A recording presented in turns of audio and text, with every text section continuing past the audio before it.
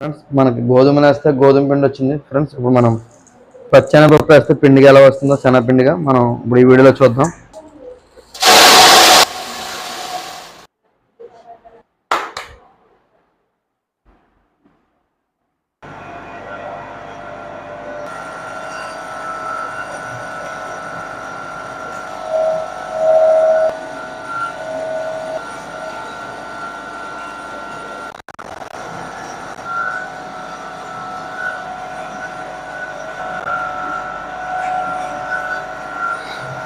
శనగపప్పు వేసాం, మనకి అవుట్పుట్ ఎలా వచ్చిందో చూద్దాం.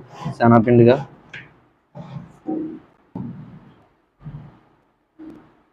చూసారు ఫ్రెండ్స్, చాలా మెత్తగా అనేది రావడం ఐటమ్.